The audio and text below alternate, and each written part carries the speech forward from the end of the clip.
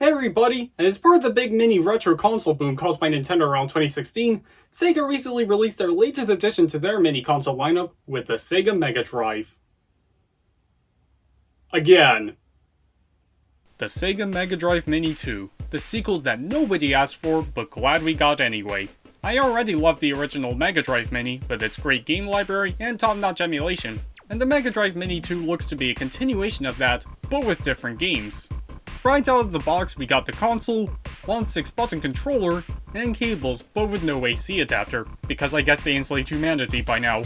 The console itself is a near-perfect replica of the original, slick and cool design, and just like the original Mega Drive Mini, has removable slots for accessories that don't do anything, but at least shows their attention to detail really well. The patent controller oozes into your hand, has a good grip, easy to follow button placement, and doesn't feel like it was made for gorillas. It only comes with just the one, which could disappoint those looking into multiplayer, but the Retrobit controllers will work just as well. I haven't booted it up and already they've kicked it out of the park, but when I do boot it up,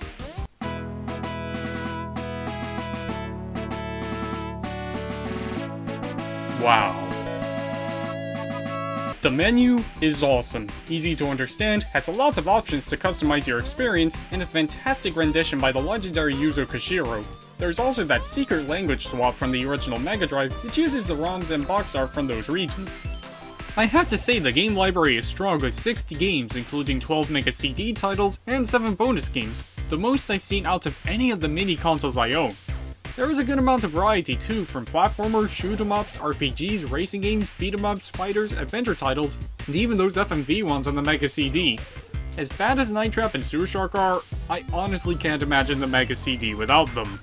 And speaking of the Mega CD, they run incredibly well, especially those with the FMV, yet Sonic CD doesn't have them for some reason, and even the 16-bit port of Virtua Racing is here. Now I like me some Virtua Racing, and though it's emulated quite well and impressive for the Mega Drive, it still controls like I just ran over a deer. There are 4 save slots for each game, and there's another cool attention to detail with the emulation, as the music can be adjusted from which Mega Drive model the game is ran on. Like, take a listen.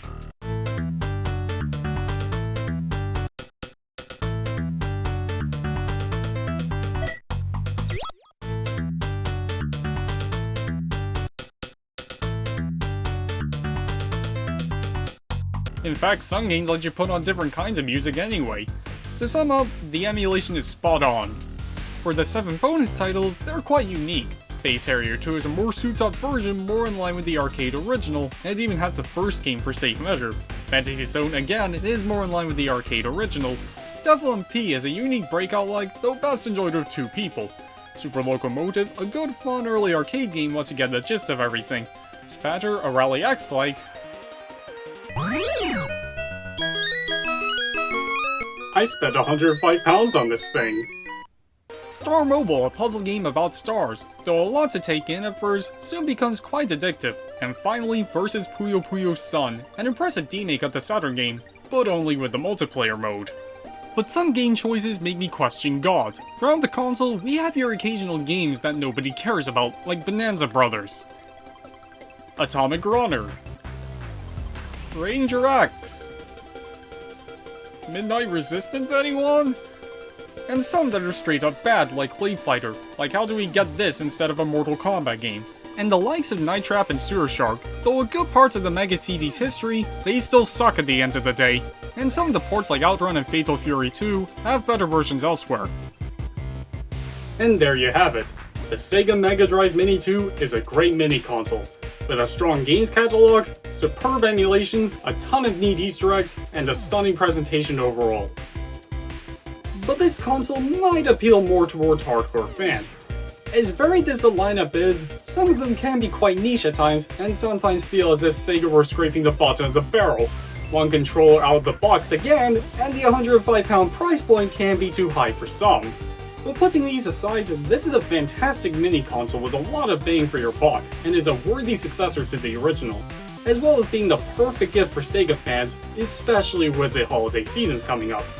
It's available as an Amazon exclusive, and will you be picking up the Sega Mega Drive Mini 2? And if you did, what do you think of it? Let me know down below, and with that, thanks for watching!